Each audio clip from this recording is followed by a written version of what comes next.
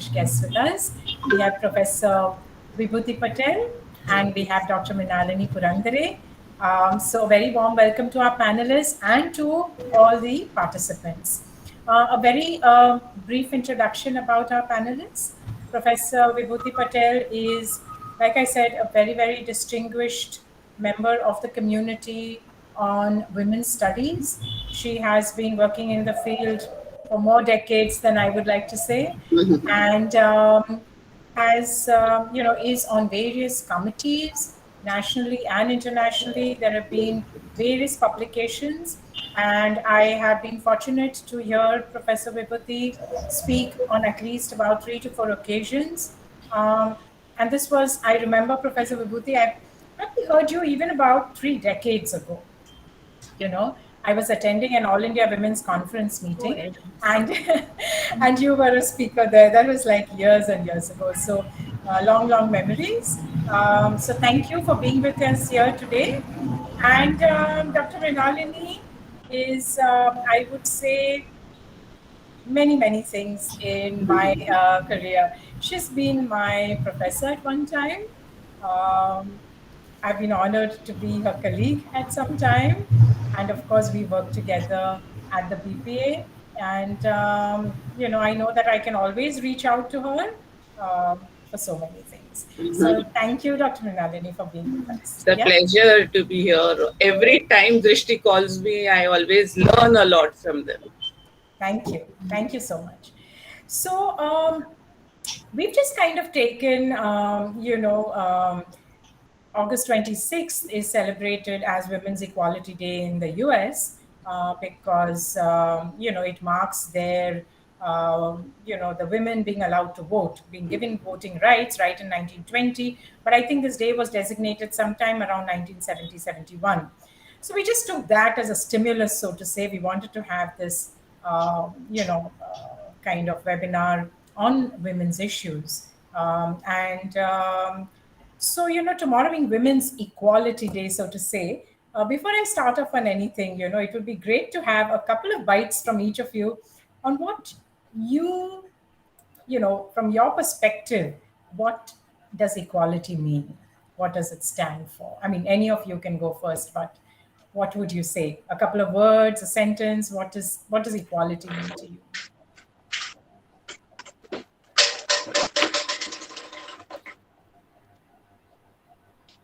Should I? Yes, please, Professor. Please. So I think for me, the gender equality would mean that a condition of parity, regardless of individuals, whether it's that gender, whether it's a man, women, transgender, the gender equality addresses the tendency to ascribe in various settings across societies, roles, responsibilities, rewards, representations, opportunities, treatments, and the status in the society, in the family, in the community, without any discrimination and exclusion. That's how I would see equality. Yeah. Thank you. Dr. Minalini? Yeah, so what I feel about equality is that in psychology we have the concept of masculinity, femininity, but I personally look at it as androgyny. So whatever the best qualities which are ascribed to a masculine role or a feminine role, if it helps you to adapt to the environment and grow and go towards self-actualization, that would be equality, irrespective of whether it's a man or a woman. Right. Thank you. Thank you so much. Right.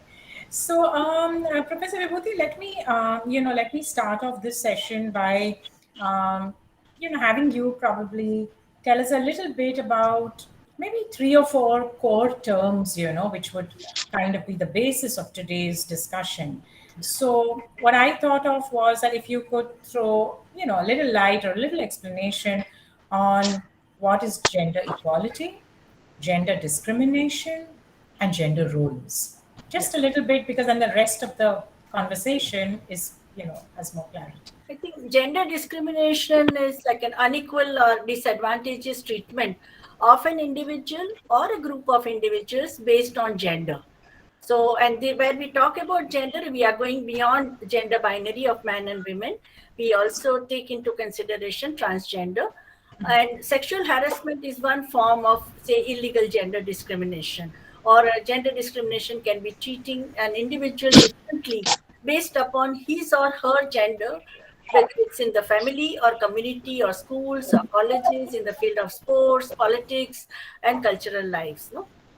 And when it comes to gender roles, like gender roles in the society, they in different societies at different stage of history and in different geographies, they are different. They are changeable, but generally the gender roles, they mean how we are expected to act, speak, dress, groom, and Right. conduct ourselves based upon our assigned sex, and that is the gender performance. Like many feminists call it a gender performance, that all of us are performing according to the code of conduct, or what is good and what is bad, that is told to us. No. So girls and women are generally expected to dress in a typical feminine way, and they have to be polite, they have to be accommodating, they should be nurturing. So that is one kind of a role assigned to women.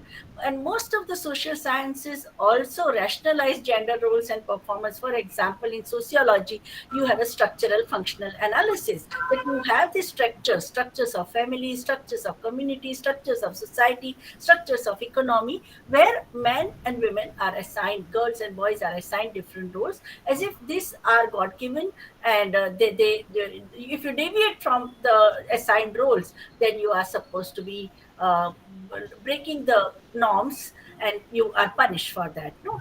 So gender roles, that way. But now, with the new understanding and with the questioning of this kind of gender roles, there is a lot of reverberation. And currently, you must have noticed that even under the pandemic, the question of gender norms and gender roles is being questioned. That is housework or care work, elderly care, child care, is it only women's job, or everyone has to do it? No, the sharing of the housework or a care work. So there is a lot of questioning happening about the conventional and stereotypical gender roles. Now, gender stereotypes, the generalized view and the preconception about attributes or characteristics or the roles that are ought to be possessed by or performed by women and men. Now, gender stereotype is harmful when it limits women and men's capacity to develop their personal abilities. There may be a man who is an excellent cook, but if he does that, he would be called sissy or a bibi kagula. And if a woman, she is more good with technology or she's more good with the outside public life, then she is called a very manly and neglecting her housework. No, so when it creates limitation, it doesn't allow you, and as Dr. Purandare told us about self-actualization, then they become limiting. So, whether it is a professional career or making choices about the life, if this kind of a gender stereotypes come in a way, then it creates conflict. So I just like to continue a little, on the same thread, Dr. Vibhuti. And, so when we've spoken about gender discrimination, what might be some of the most common as well as important or impactful social as well as economic implications specifically for women? Yeah. So currently, if you see, the work participation of women has gone down. From even it was in 2000, it was 40%. 2017, it became 27%, and under the COVID triggered lockdown and economic downturn, it has become 16%, which is the lowest. Behind us, only Pakistan.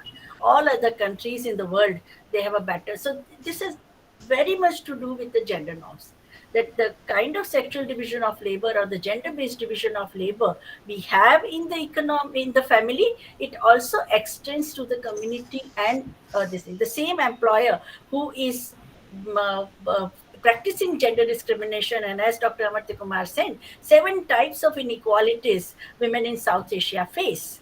And it's a natality, you don't allow your daughter to be born. Discrimination in the childhood in case of care and nurturance and this thing, which affects her body mass index, okay, the overall health profile. Then the aspirations and self-esteem when she's growing up, and as an adolescent, none of the state policies, they care about what happens to these dropout girls after 7th standard.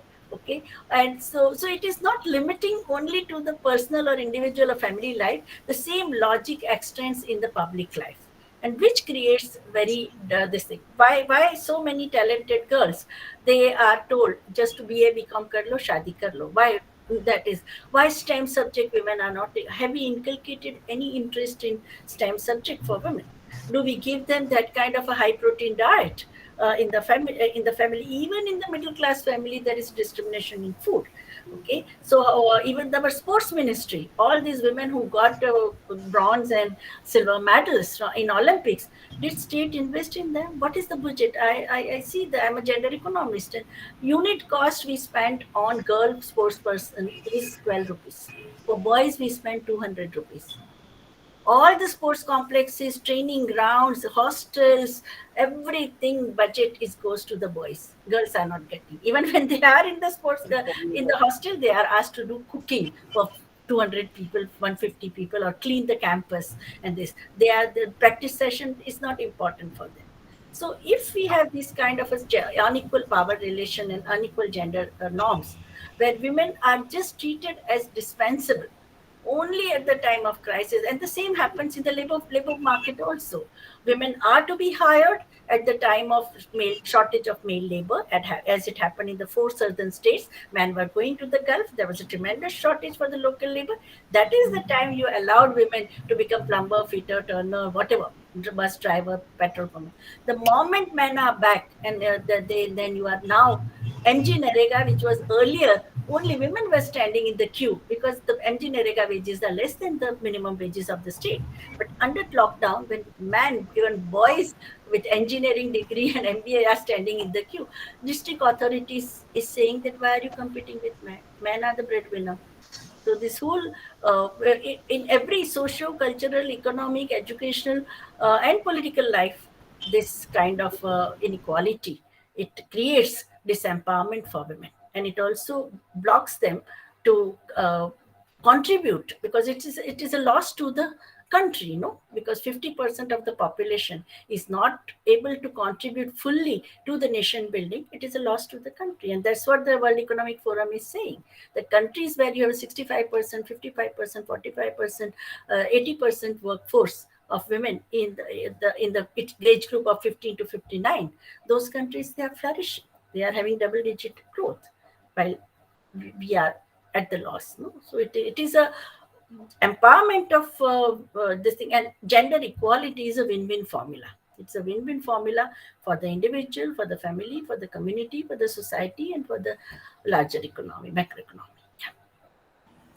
Thank you so much. I think some of the figures you stated, are so shocking and so disturbing. Um, just a comment here before I move on to Dr. Mrinalini. So, would you say that all of this really begins at home, Yeah. Yes, right? it begins at home. Yes. The Okay. control over sexuality, fertility, women, what is good, who is a good boy and good girl, what is man. Anytime boy has to be active, girl has to be passive. She has to obey. She can never question, not to have critical faculty. Discrimination in food, care, nurturance, education. Why we send our boy to an English medium school, girl will be in the municipal school. So this discrimination, it begins in the family, and that creates certain kind of mental makeup, no, of the girl, what to expect from the society and what to expect from this thing. And the same thing we see in this larger society, because even at the workplace, most of the women, they don't talk about gender pay gap, no, because most in our country, if we see, women are getting 16.3% or 38% gender pay gap we have in India. Okay, for the same kind of work, we have Equal Remuneration Act 1976, when India signed the Charter on Equality, Development and Peace. But in reality, it doesn't happen. Even when government is the employer, they don't get same wage. In the Narega also, they don't get, man get, say the minimum, say 300 is the wage for men. Women would get hardly 120. So, and then you would wash off hand by saying, no, it is not we, it is the contractor who does the discrimination. But contractor also, it has no accountability for pay parity. And now women have started, at least in the developing country, in the industrialized world, they are asking for pay parity, and they are asking the companies to open their account, that what they are paying to different men and women. In the film industry recently, like they have started, Kareena Kapoor, I think she's the one, and this one, the another superstar, Deepa, Deepika. Deepika Padukone. She says that she will, but she had to quit because though she's superstar, he refused to get. Hero was her husband, and she said that I should be paid the same as my husband is paid for the role, but they didn't agree. So I think it's a very deep down. No, I can give you a very interesting example of Kisan James jellies and marmalade. They used to pay 10 paise for peeling of is piece rate wage peeling of pineapple, and 1 paise for peeling of tomato. When the women workers said we are ready to peel pineapple, it's not a big deal.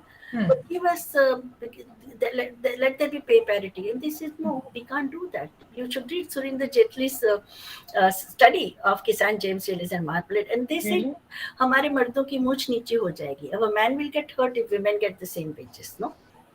So it is it is going to create a problem of ego. It will hurt the ego of men. So that also is there, that because in market economy, money represents power. So where are you? So showing you your place, that you are here, we are there, no? So that inequality, which they call, most of the sociologists call it status consistency. So husband should be there and wife should be here. So even in the payment, education, age, everywhere there should be status consistency, and wherever it is not, it challenges the patriarchal power. And this is what I have seen in a lot of my interactions in families or with families, is that the status consistency is something that is ingrained both in the man and the woman. In fact, the woman also often feels that even if she's more educated than the man, and if she's actually earning more than the man, she has expressed that I am guilty about this. Correct. Yeah. Okay, and there is that constant worry that, how is she going to actually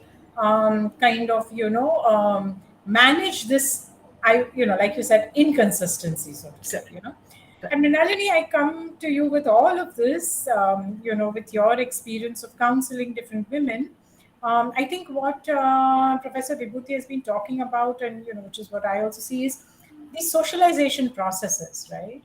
And they may be subtle, they may not be so subtle, And you are probably seeing very clearly on a one-to-one basis the manifestations and the impact of these, right? So if you can share with us maybe some of your experiences on this and your thoughts on this also. You're on mute, Mrinalini, you're on mute. There's a background clutter, so I didn't. No problem. So I completely agree with you, especially the role of men and women in a household. So this is known as dumbing down. So, women especially want to express or manifest that they're not so intelligent as their husbands are, and they dumb themselves down, which is really a sad state. Now, in terms of socialization, there are very, very, I think there is a class difference also. So when we are talking about, say, educated upper class, upper middle class, as compared to from the disadvantaged sections of the society, the implicitness or explicitness of the gender discrimination or gender role socialization differs. Maybe from the disadvantaged society background, it is more explicit, but from the middle class and upper middle class, it is more implicit. Both are equally damaging. I'm not alluding that one is better than the other. So what we come across is that actually gender socialization or gender role socialization is more strict for boys as compared to girls.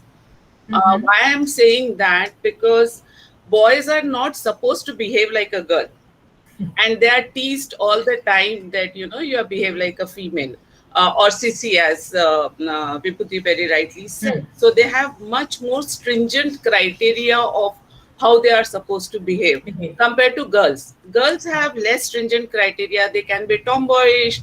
They can wear the clothes of boys when they are young.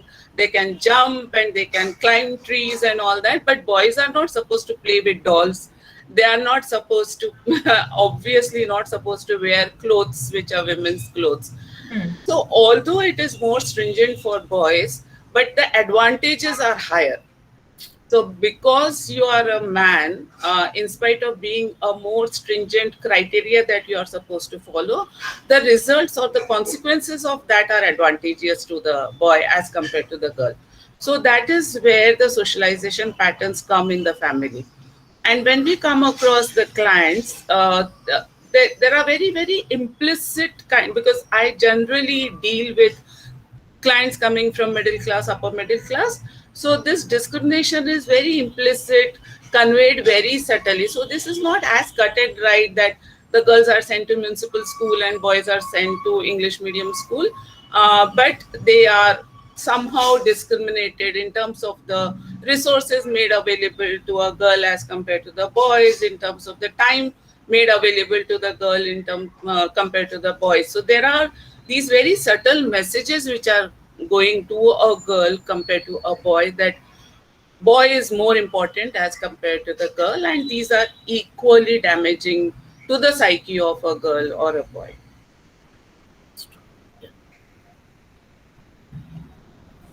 Okay. So, in fact, when you were talking about the class differences, um, sometimes you wonder, whether we just haven't moved forward. I mean, I know that's not so, but all this lack of parity, etc., in spite of women getting educated, uh, both the partners being equally educated at home, etc., still see so much of this. Um, these socialization processes making a difference even in family life. So one of the biggest, presence of these issues I see is I mostly see that not only in our country, but so many countries across the world, you hear about it, that no matter if both, husband and wife are educated and earning, it's mainly the male members of the family who look into the financial management, whether it is savings, investments, planning. What are your thoughts on these, Vibhuti? And Mrinalini, even I just like your thoughts on these, because it's such an important thing, even for whoever are participants. These are all a lot of young women, you know. So, Vibhuti, what are your thoughts on this? I think financial management is a Waterloo so far as women are concerned. Under whether they are career women, highly educated, we have come across, like when I was a full timer of Women's Center, where so many women, battered women from various sections of society, whether she was an RBI officer or a big manager in the corporate world, none of them were controlling they were deciding, making any decision about their this thing. They were just hand which paid golden eggs, no kind of a mentality they had. So I think it's very important to have your own financial awareness, and economic independence is a minimum necessary condition. I would say minimum necessary condition for a dignified life. So all women have to be very, very alert about their, and plus the kind of social fabric we had, where the kingship and family and extended family also had a role in couples life. Now that is gone. You are in an extremely competitive mercenary world. People have instrumentalist mentality, use and throw consumerist culture, that also creates a kind of a very instrumentalist approach towards human relations. So it is in this context that it is very important for women to be financially very conscious.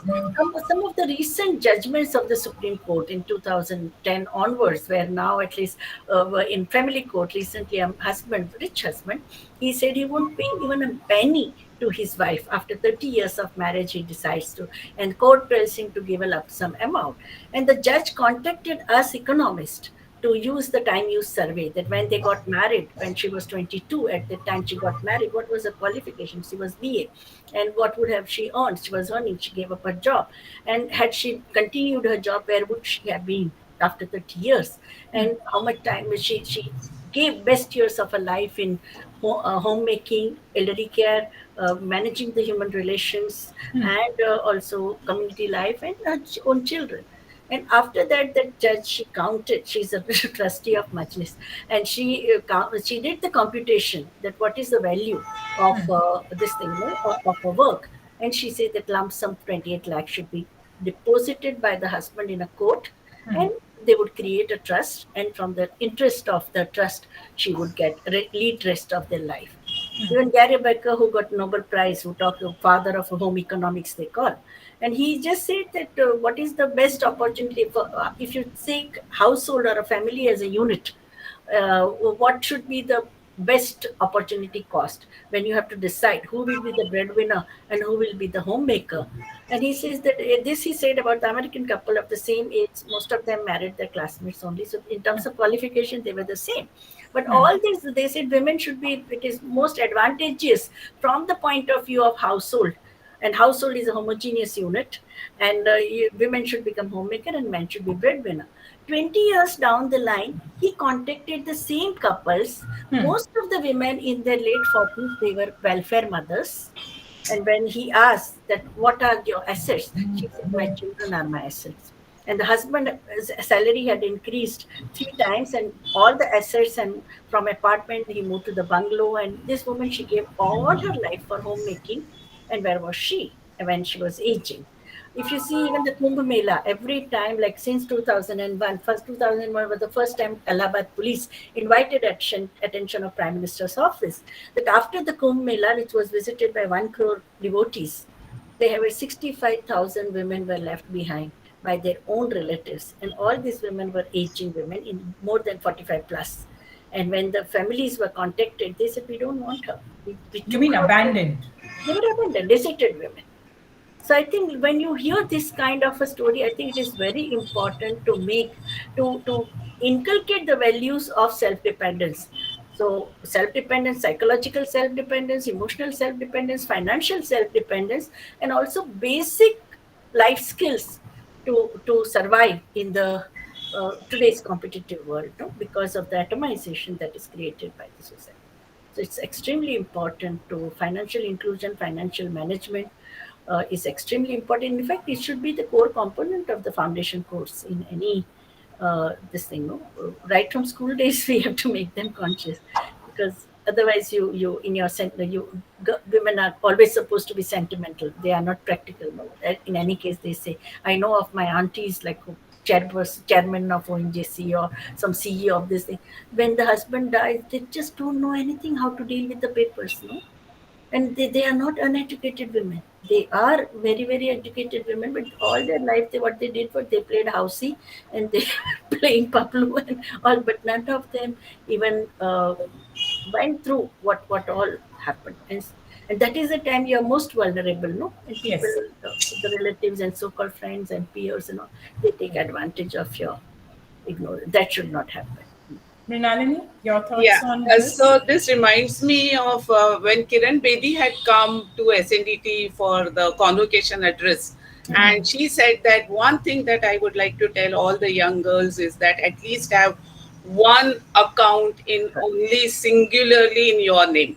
Correct. So that's one advice that she has given, and she Is was that what like, she said? yeah, that's what she said. This is Currently, we have only 54% financial Yes. inclusion. So she said that is very important. Second thing, when Vibhuti is talking about the judge, the family court judge, he may be a very enlightened judge, but I have come across discussions with judge when they have said that in the divorce case, the wife is asking for, from very rich background and all that, wife is asking for alimony of say 30 lakh rupees per month or something. Then she had asked for the breakup of for what she is asking. So one of the litigant had written that some 2 lakh rupees per month for beauty parlor. Oh my God. So the judge was furious about it. Now, who are we to judge? I personally feel that who are we to judge whether 2 lakh is enough or not enough for that girl? If the same thing would have been asked by the husband, would she have been so furious about his grooming products or something like that? So that is where the judges are also coming from the kind of socialization that they have been brought up. Correct. So, so that is why I always feel that whenever we do counseling, we need to introspect ourselves. Are we carrying those biases? Are those biases being reflected in what kind of counseling we are doing with female clients as compared to the male clients? Are we not perpetuating the same discrimination and making the female client accept her position, which may not be what she really deserves? Yeah, So, this is, very I'm important. no economist, but And even the insurance company series of judgments of Madras High Court, Supreme Court of India recently in the accident cases where husband and wife both have died, insurance company would count the husband's current salary mm, and would gauge for how long he would have survived, and accordingly compensation for husband would be decided. While the wife dies and she says she was just a housewife who won't pay a penny. There also recently Justice Lokur in January 2021, he says that no, you have deprived that family, the children of a wife. Housework is very important, and they counted only 5,000 a month for a wife, which is very very. But at least token, first time there is a symbolic acceptance that housework is very important work, no? And the court has counted like 5,000 into 12, that means 60,000 a year, plus how many years she would have survived. She was just very young person with two children. So they have done, but things are that way changing because of the efforts of the women's studies department, and you have to really logically prove it with the arguments and all. So now at least they are turning to social science, the legal luminaries, to back up their arguments in the case of accident compensation and divorce and maintenance cases. So, Professor Vibhuti, I'd recently done a couple of courses on women's studies just out of sheer interest. And, I was reading about what might be the correlation between domestic violence and the financial status or the earning potential of the woman. Yeah. So, any light you can throw on that? I mean, what is the So, correlation you see? What are your comments on the that most area? three very important things that have happened over last decade is one is an NFHS National Family Health Service, which were conducted. Fifth round came up in the 2021, but we had 2004-5, then 2009-10, 2011, 13-14, and 2016-17. All these National Family Health Surveys have shown that domestic violence, the way law defines it, emotional, psychological, sexual, economic, and physical violence, 45% of Indian women have suffered from that, no? And this is the same kind of a pattern you see all over the world. Latin America, it is more. We have seen under the lockdown, in one particular day, 80 women were killed by their intimate partners in Mexico. In the Latin American country, the machismo, the macho, the way men are socially constructed as a macho, where violence is the only language they use in communication. So there it happened. That is one thing. And the second one is that most of the countries, whether it's in developing and developed countries, they have come up with domestic violence. Earlier, what was considered as a personal problem, now it is accepted as a social problem. And they have come up with the laws with clear cut in instruction about the role of service providers. Who are the service providers? Counselors, protection officer, hospital, shelter homes, and also the economic support that you need. So I think that is one good thing that has happened in the 21st century. We got it in 2005 after 30 years of effort.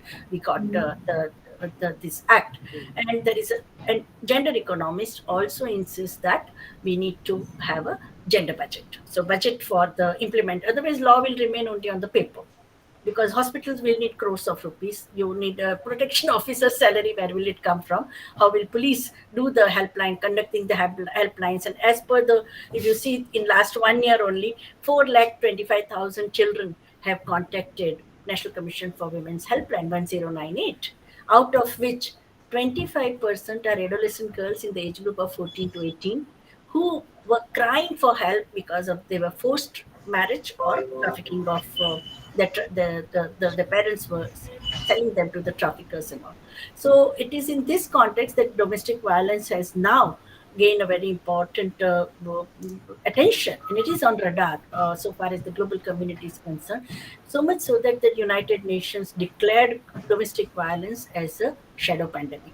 It was declared in the month of March only. The first advisory which UN Women declared, that was that it is and all just because world community is focusing on coronavirus, that doesn't mean that you can consider this as a non-essential service. You have to provide support, and the Bombay city started 13 one-stop crisis center within the municipal hospitals, a separate ward for the survivor of domestic violence.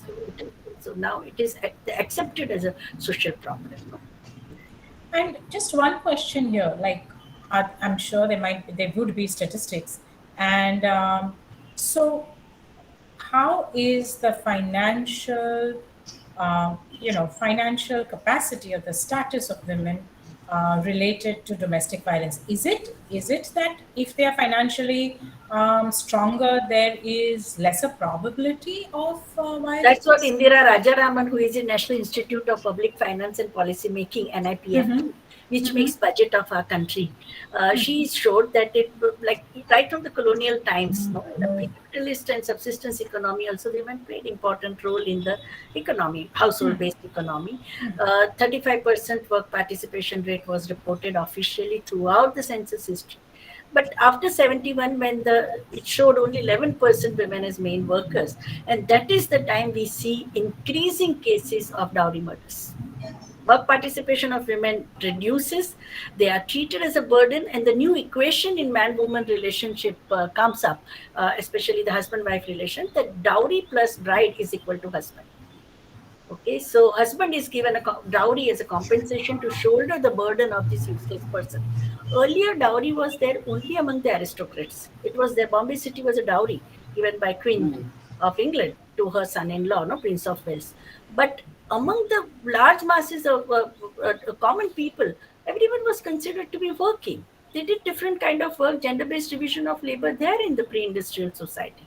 So this, but here when you are all studies after 1971 as a SHG movement, microfinance movement, women, they said that uh, economic independence which SHGs bring among the poverty groups, and also social capital, you are together, and you know that you are not alone. When you are alone, you are more vulnerable. That's why the newly married bride, because she's in a new setup and she has to still create her social capital. She has just married and gone to a new setup, and that is the time she is most vulnerable. The same woman, if she survives after 10 years, she will be the other in her family, because she would have created so many friends with neighbors and families and all.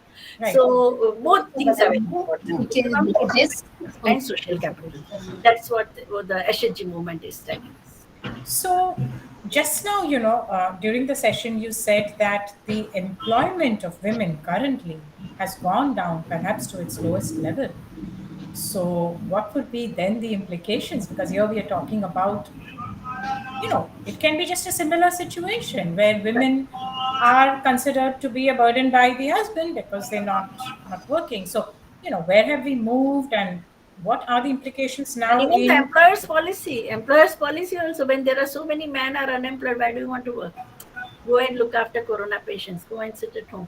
That's what even Narega, the women are going for job, they are asking for job, but they said that the priority will be given to men, because they are supposed to be the bread, because reverse migration has taken place. 2 crore workers have gone back to their native place, and they are the ones who are standing in a Narega queue. Why should you be there? So what happened after Second World War, same thing is happening at the time of First and Second World War, when men were in the front, women maintained. Whole economy was managed by them. They were truck drivers, they were train drivers, they were in the aviation industry, they were in factory, field, mine, everywhere it was managed by women. The moment this wounded man came back, then the question they told that there should be baby boom. War has taken away so many human beings. Now and suddenly the mills and booms machinery started. And mills and booms is a post-war product, no?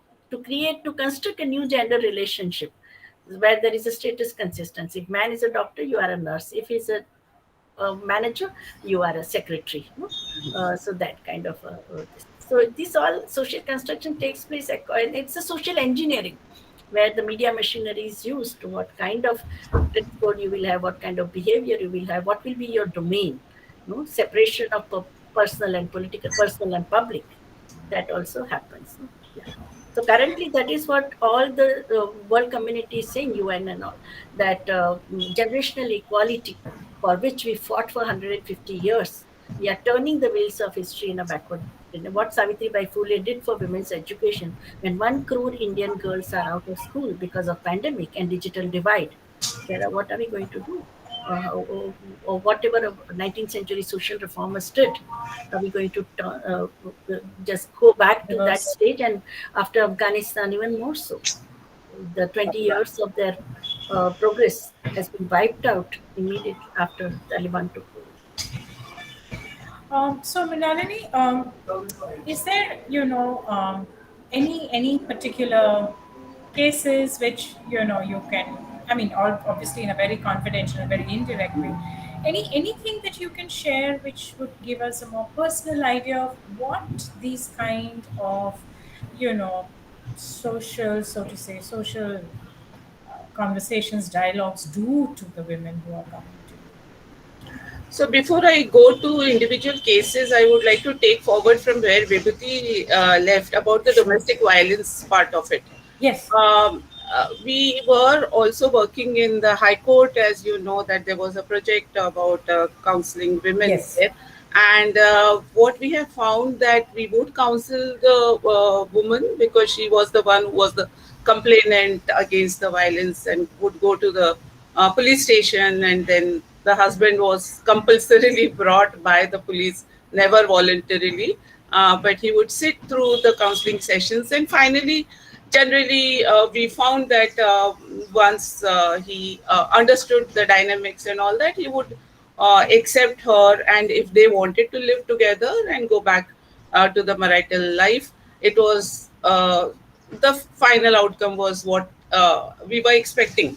But what we have found among the women, they were very fearful of the fact that if they go back to their sasural, the in-laws would have a major problem because उन्होंने मेरे को jail नहीं, उन्होंने मेरे को police station दिखाया.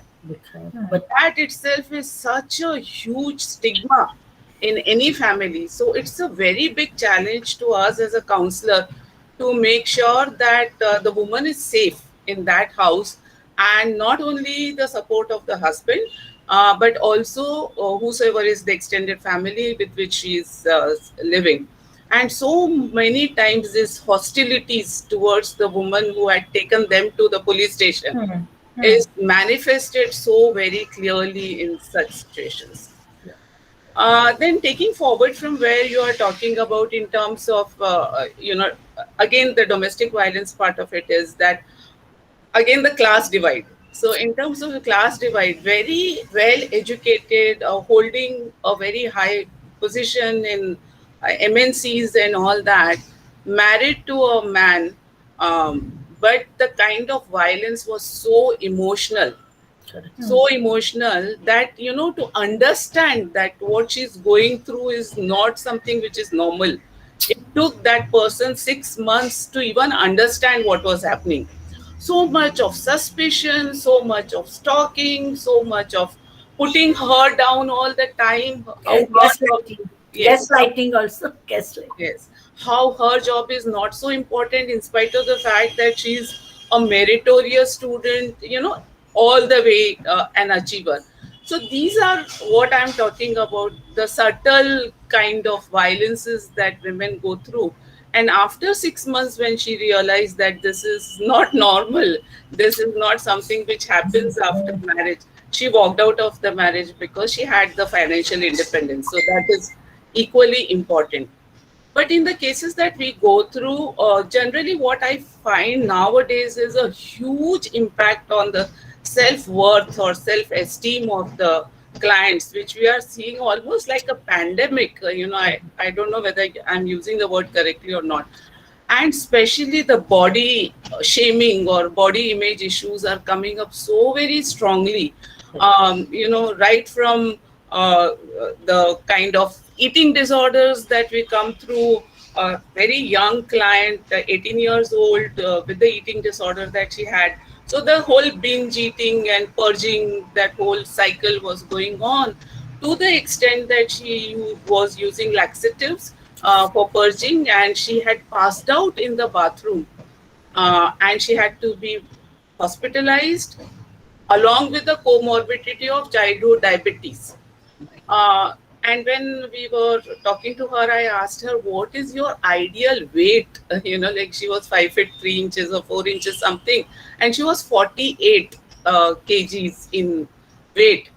But the ideal weight is so unrealistic that, looking at the models, looking at size zero and what all those things are there. And with the social media, you are on Instagram, you are putting up your pictures everywhere, and you are being admired, not admired, less likes, more likes. All those things are really playing havoc with the mental health of, and not only overweight, it is also the underweight part of it. Somebody is too thin is also, I have a client who's told very subtly, if only you had put on little weight, this kind of outfit would look nice on you and you will look fairer. She said, That's another thing. from where is it coming? I'll look fairer if I put on weight. So if you put on weight also is not good. If you lose weight is also not good. So where do people go from here? It takes a big hitting in terms of the self-worth, and self-esteem issues is at the core of everything and this is a major problem with girls, and that is where the social discrimination. This eating disorder girl that I'm talking about, very well educated family, but the dadi, I'm not blaming all the dadis of the world, but that particular dadi was very much discriminating between her and her brother. Her brother could do nothing wrong and she could do nothing right. And because of the kind of living arrangements that we have in Bombay, she was sharing the room with her dadi. So imagine the kind of messages constantly being given to her. So this is one area of great concern for us as a psychologist. Also, Mrinalini, from my experiences also, do you find that, there is obviously a greater recognition of violence, or a very simple recognition of violence when it is physical. Yes. But I don't think there is comprehension, recognition, even amongst the most educated women, when there is psychological or emotional, violence, and obviously because it takes place on a continuum. And I've often heard that when the woman tries to also express it, either to her husband or to her mother-in-law, the issue of emotional / psychological violence is not taken as being valid. Forget about important, right? So do you also see that happening? Yes, we see that happening quite a lot, and the standard statement, क्या फर्क पड़ता है वो मारता तो नहीं है. That exactly is the words that are being used. And Smita, the socialization is so deep rooted in some of us, is that they come across, they say it is okay if my husband beats me, but my mother-in-law, sister-in-law should not be beating me. So it is okay if my husband beats me. When I hear this statement, I'm really very, very surprised. But that is what was ingrained them, because he has that right over you. He has a right not only over your body, but he has right over you completely. So that internalization of what is right and what is wrong, and therefore even the identification that there is a problem. So until and unless you identify that there is a problem, what solution are you looking at? So that identification sometimes becomes very difficult. They come up with lot of somatization. So they will come up with some headache issue or some back pain issues and things like that, because this is something which is society, especially the Indian society, accepts. So you can have headache, but you can't have depression. You can have neck pain, but you can't have anxiety. So when that comes, and when there is no medical cause for it, obviously as a psychologist, we are not doctors, so we rule out the biological or medical foundation of it. But once we realize that there is no medical reason why this particular person should be going through what she's going through in terms of the body aches and pains, then we realize that this is the psychological manifestation of what is going on with her. And with great reluctance, they come out with, because it's not done. Family things are not to be shared with anyone. It's the family matter, and within the four walls of the family, it is supposed to be confined to. So shameful, it is so degrading to talk about what you're going through. So victims are So, victimized. Correct. further. So, Okay, I have a common question for y'all, and that is, what do what are your thoughts on the relationship between gender equality and mental health?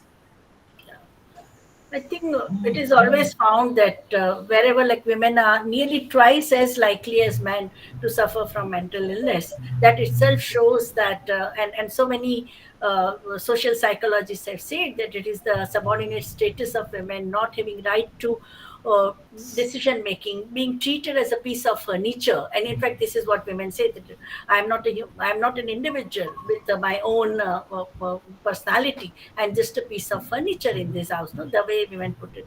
So I It's the think gender. trophy wife syndrome. Yes, yes. Many How? times, yes. Which syndrome? Trophy wife. Correct. Yeah, trophy wife syndrome. Correct. So gender disparity is depressive disorders may relate to social inequalities and also living standards across the nation. And we have also seen that the disparities were not reflected at the level of health policies.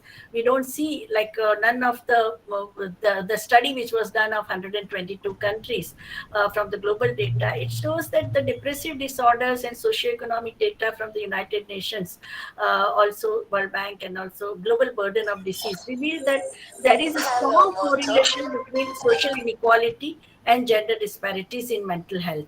And that's why gender mainstreaming of social and institutional forces changes the gender norms. And that's what we have found with the microfinance movement, that even among the below poverty line women, where they are completely resourceless, the moment you have a state policy that SHGs will be supported by the state, immediately it, and you can see the example of Kutumbashri in Kerala. At Kutumbashri, the poor women, they have social capital, they are empowered, they stand by each other. There is tremendous social solidarity, even to manage the social disaster or natural disaster and the personal disaster in personal life, they can. But the middle class women in Kerala, they are having tremendous psychological problem. They are totally they are isolated, atomized, this thing. A man who were in the Gulf and with these women were used to leading life independently. Now men have come back and they have they can't cope up with this kind of a continuous, they call it gaslighting. So gaslighting they can't tolerate. And that's why if you go to Kerala, in every street you have a psychologist, what is it called, psychiatric clinic, no? Yes. I have never seen so many psychiatric clinics in any other state in India, but there you have, no?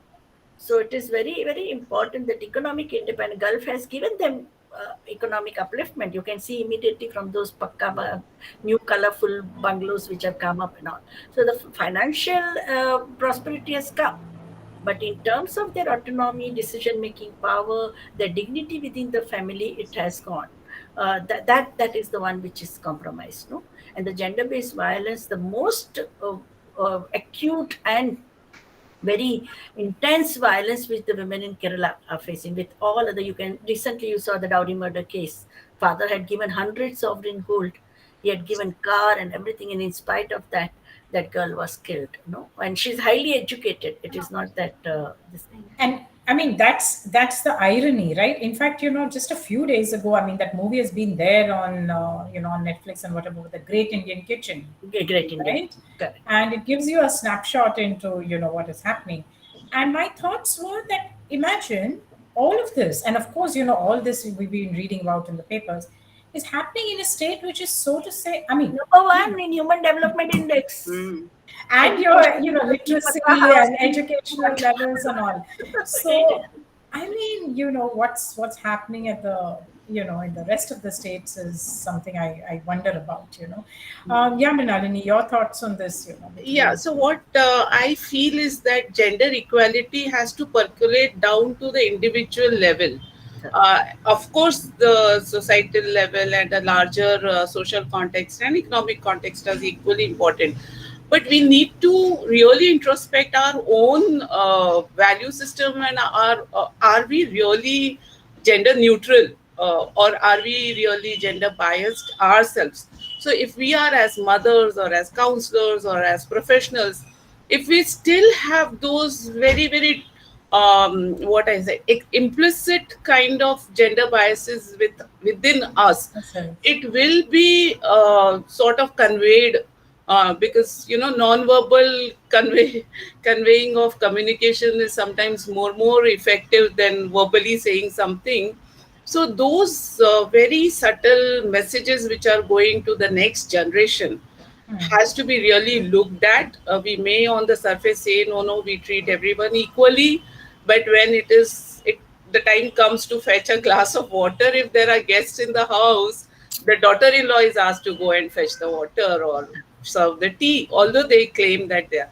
So this is what we come across in a lot of counseling setups. The girls are really rebelling against this, that why, if I'm bringing, say, almost equal salary or more than what my husband is earning, why is it that still the household roles are predominantly mine? Not that things are not changing. And I think from because of the work from home and the house help not being available, compulsorily men have to contribute, but it is still the expectations are Yes. still in a particular direction, and until and unless those are internalized, that equality is really important and really the right way to go forward, it's difficult not to send out those subtle messages also about equality. Thank you. And before I shoot out my last question, I will just request the participants to please fill in the feedback form which has been put on chat. And my last question to both of you is, what do you think is the status of gender equality in 2021? So I think currently the pandemic has been the overarching reality. And in Right. this also, we can't compromise on gender equality because it is a fundamental human right and it's essential foundation for peaceful, prosperous, and sustainable world. So there has to be progress over the last decades, like we have seen that more girls are going to school. UGC is boasting about hundreds of thousands of young women who are entering the universities. Fewer girls are forced into early marriage. There was a time like 2001, we had 45% of Indian girls who were married below the age of 18. Now it is reduced to 22%. Now again, in pandemic, there have been reports in certain locations, child marriages have reappeared. And we have women in local self-government bodies, 50% representation of women in the Panchayati Raj institutions, which was earlier 33% in 94, and now it has increased in 20 states. So that way, if we see at a macro level, also things are changing. But despite these gains, there are many challenges, like, for example, the discriminatory laws. We have all the family laws which govern the most intimate relation between husband and wife, man, mother and son, the father and daughter, between two brothers and or two sisters. These laws are regarding marriage, divorce, custody of child, maintenance, property rights.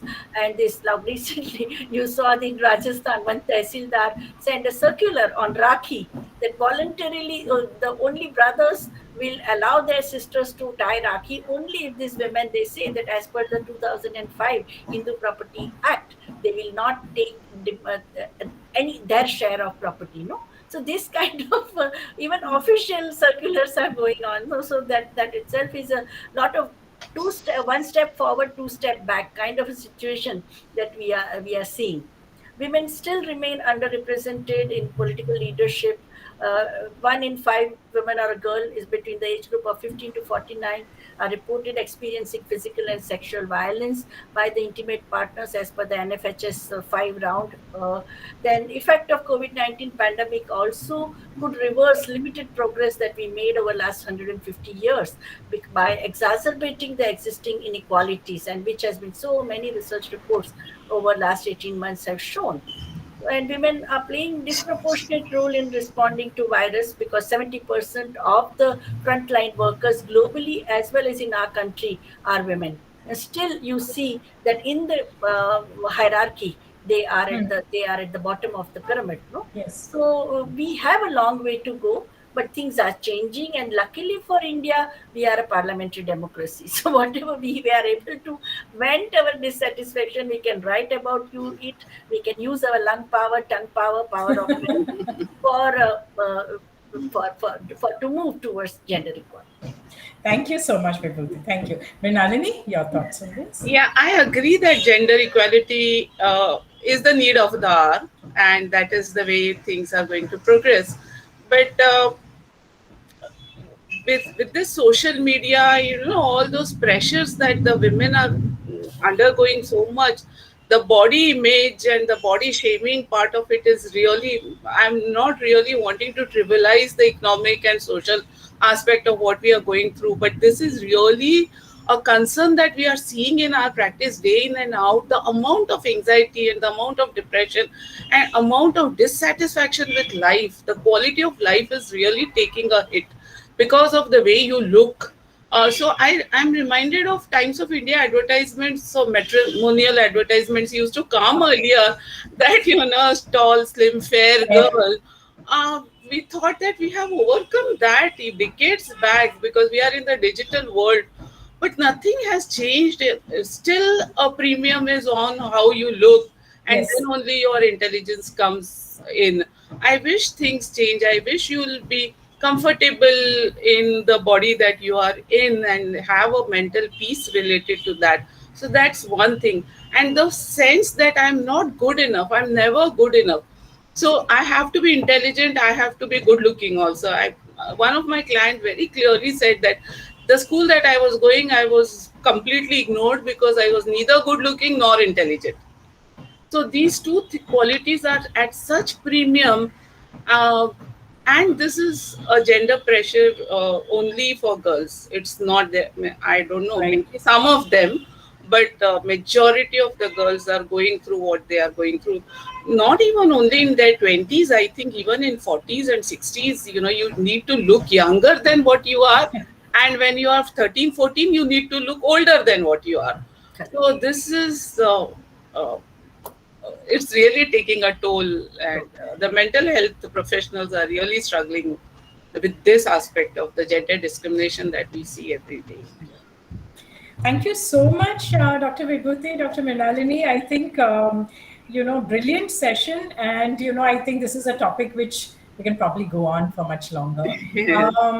But this is really needs to be a part of, I think this is an important dialogue which must be ongoing, and I think that's the only way we are going to move forward. It has to be a part of, I think, a dialogue in every home. Mm. It really has to begin at home. At a micro level, we have to start off with. Absolutely, absolutely. Even before the girls go to school, Mm. So yeah, let's, I think I have someone who's raised their hand now. Divya, we're kind of ready to close the session, but please go ahead and, if you wish to unmute yourself. Yes, ma'am. Yes, Yeah, please. yeah. Good evening, ma'am. Ma'am, I just wanted Madam Vibhuti or Mrinalini ma'am to talk about this. The thing is that I think when we talk about gender equality, shouldn't it begin with women? Because I feel women are, we see that there is more of an issue and it begins with women rather than with men. So, What does ma'am have to say so about it? yeah, Vibhuti, maybe you Yeah. can, and then Mrinalini Yeah, can take I over. think Thank the you for that question. gender, when we talk about gender relations, they are social relations. No, it is a relational term. So even if you begin with women, women become conscious, but still the social setup is you don't stay. You are not a caveman, no, or a cavewoman. You are staying in a society, and you Hmm. Hmm. have to continuously encounter Panch Mahabhuta of family, kinship network, your religious institutions, your media, and Right. your legal Hmm. system. So uh, even if you become conscious, no, Hmm. and Hmm. individually, if you become conscious about your gender rights, there are also chances of witch hunting. No, it is Hmm. very Hmm. easy Hmm. to Hmm. get Hmm. witch hunted. That is to be my generation of women. We would have been either witch hunted or been mental asylum had there not been women's movement. What has Hmm. saved us is women's movement. My mother used to call me, the way you are talking, you would be killed by any Patel man because you talk about equality. Even as a child, I would say, why are you giving that boy milk and you are giving me kanchi? I would say that to any auntie. And they said, this is not done. Girls have to be sacrificing, and you don't do that. But it was the women's movement which saved us. So collective expression of gender equality, yes, it's a win-win formula. You can win, you can bring new changes. Individual horror stories result into changing in the legislation if there is a backing of the collective this thing, women's movement, or many more women joined. You saw recently in Priya Ramani case when the accused of rape, he Hmm. Hmm. filed a defamation case. Immediately, Network for Women in Media, which is a 7,000 journalists as women journalists as a members, 18 of them got up. And she says, yes, we were also treated like that. It is not Priya Ramani alone. We were also treated like that by this man. And that saved her. Otherwise, it would have been immediately, she would have been imprisoned. She would have been vilified. Media would have completely pounced on her, no? So it is very important. It begins from, yes, the gender equality begins from us, but we also need support. We need the supportive environment in our school, in our family, but even brothers in Vacha. We call boys and girls together in our camp. Why? Because that brother, he is the one who negotiates with parents that my sister is now 13. You are not going to send her back to UP village and get her married. She is studying very well. Her results are very good. Please allow her to study. So I think that kind of a solidarity within the family and outside the family we need to create. And that's what Amartya Kumar Sen and Martha Nussbaum say. It is a cooperative conflict. Yes, there are conflicting interests, but there is a possibility of negotiation, and we need to see how we can increase more and more support system through cooperation. True, ma'am. True. It is I think support of the entire family as well as help from each other. Only I think then are we able to empower each other. True. Okay. Thank you, ma'am. Thank you. So what I feel here is that we are also product of the kind of socialization that we have gone through. Correct. And Absolutely. as long as men are at premium, or whatever they do is given more importance than what women do, that inequality will always reflect in the way women are treated. So the role of women, or the work that a woman does, is equally important. Like, it's, we keep on saying maths is not so important as compared to psychology, but we know the truth that people who are good in maths are considered to be intelligent. So as long as that is going on, um, until we change this mindset, it's going to be very difficult to talk about equality, of course, at a larger level. And I really agree with Vibhuti, especially the case that she has quoted is a really case in very important example of women's power So I think collectively. I think there's a Collectively. very nice statement here by Iona, and she says women need to prove themselves more than men every Yes. time. Yeah. There needs to be an Very true. equal start line for both the genders. Yeah. Very true. So I think Yeah. with that statement from one of our participants, I think I will close the session because I'm sure our panelists also have other commitments. But thank you so much, everyone. It's really been a wonderful session, very, very enlightening, and I hope very enjoyable for everyone. So thank you Thank very Um, you, much. Dr. Smita, for ma'am. having us. And it Yeah. was really very wonderful session. And Very it's refreshing. nice to hear Vibhuti, because after a Yeah, long time I've missed Always. her. and all of Always. us But were on the same wavelength of sensitivity Yes. and sensibility. So that also made it very yes, and useful. I think what came together was really very different perspectives, and everything coming from the ground. So I think that's really what's been so good. Thank you very much, everyone. Thank you. Thank you. Bye bye. Bye.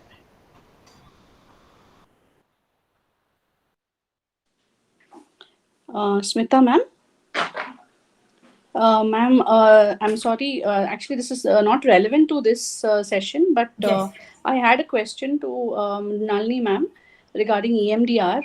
Okay. So I Because think you can reach out to her probably, Divya. I have written a mail, Okay. but I have Because not got. unfortunately she's already left the meeting. Okay, because I have written to EMDR India. I mean the previous session which you had organized for us. Yes. Yeah, so I had accessed that mail and replied to her. I mean wrote to her, but I have Okay. not got any reply.